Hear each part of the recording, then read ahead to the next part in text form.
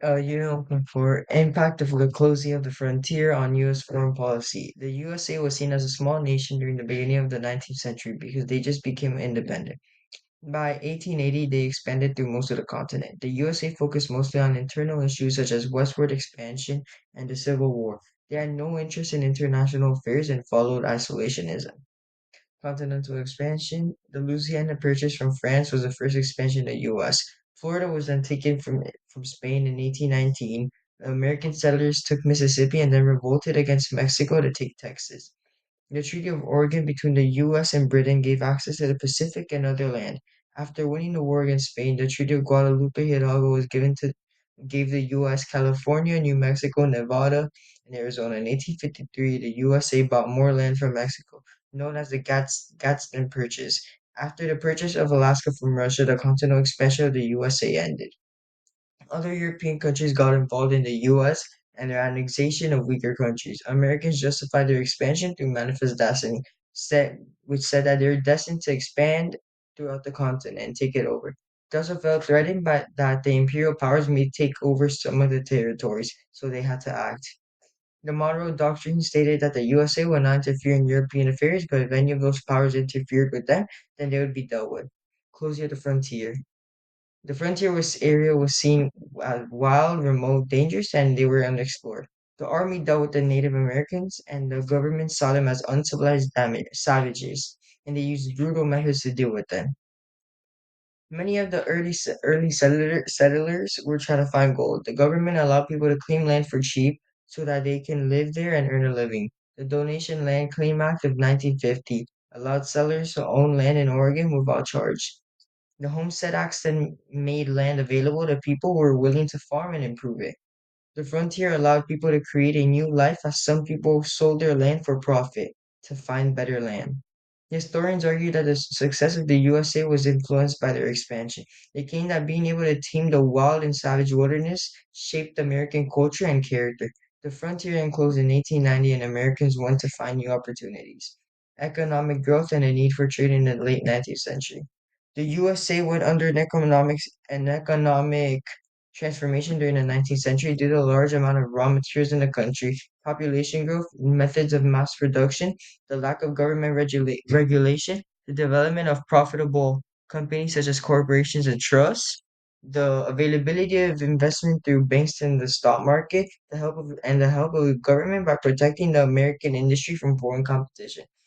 This caused an increase in production in coal, steel, and cotton. The USA was outstripping the European competition, but the US economy was still suffering because it was unstable and it depended on domestic markets. After Jay Cook borrowed 100 million, his company went bankrupt. His his company went bankrupt and hundreds of banks were destroyed. In 1893, there were more bankrupts of different banks and railways, which caused a cash shortage and unemployment. Farmers protested because they preferred selling products abroad, and the prices of their agricultural machinery increased.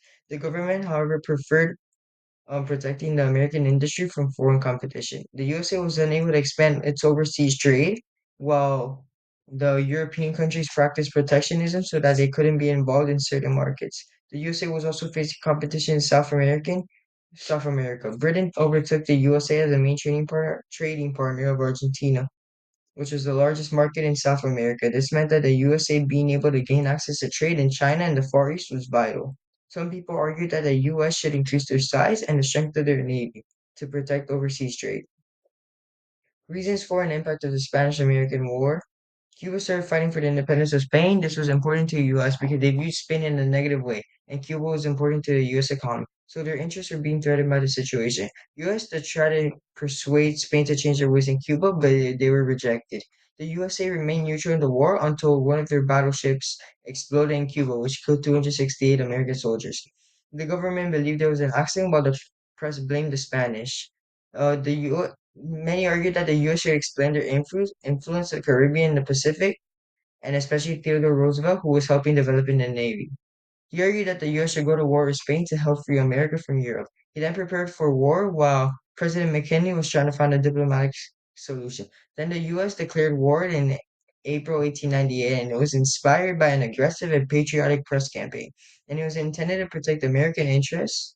Um, the war was inevitable, and the U.S. feared an independent Cuba that they couldn't control. The U.S. wanted more territory, and they wanted to distract Americans from the economic depression. The USA easily won the war after Spain surrendered. They didn't include Cuba in their peace settlement, and the Treaty of Paris gave USA control of Cuba while it remained independent. The Spain also gave away the Philippines, Puerto Rico, and Guam. The Filipinos rebelled immediately, and the USA had to fight another war. The USA became an imperial power and began following policies to have a bigger influence. Hawaii became important to the USA because it was a source of sugar and sugarcane, and it was used as a base for American whaling vessels. And then they annexed Hawaii. Theodore Roosevelt was a strong supporter of imperialism and foreign policy, and he put it into effect when he became president. The Cubans were not prepared to rule themselves, so the USA took control of their foreign financial and commercial affairs. They're also given land. The US tried building a canal through Panama, which Colombia denied, but the USA supported the independence of Panama, and it went through, and Colombia couldn't do anything about it. Then the USA gained some land and created the Panama Canal. Roosevelt then added a corollary to the Monroe Doctrine that allowed the military to intervene if any country in the region was being threatened. Roosevelt supported a powerful navy in the contrast of isolationist tradition. Reasons for and impact of the USA's entry into the First World War.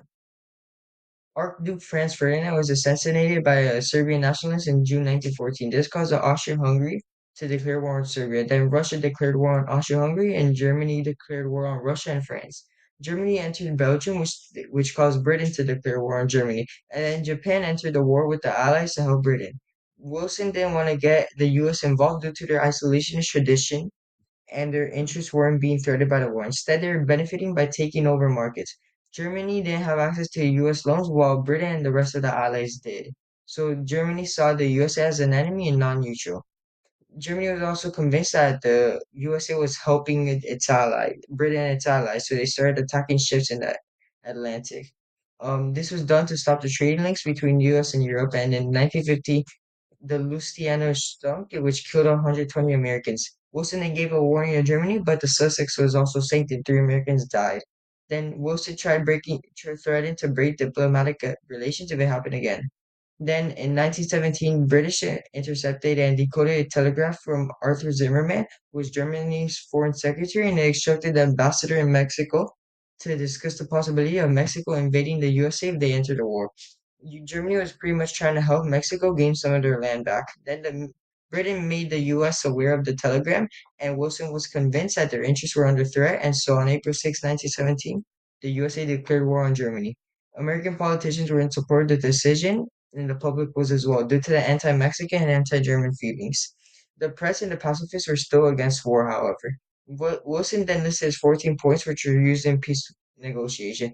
It listed no more secret treaties, nations should be able to sail and trade, barriers to trade should be removed, and free trade should be available.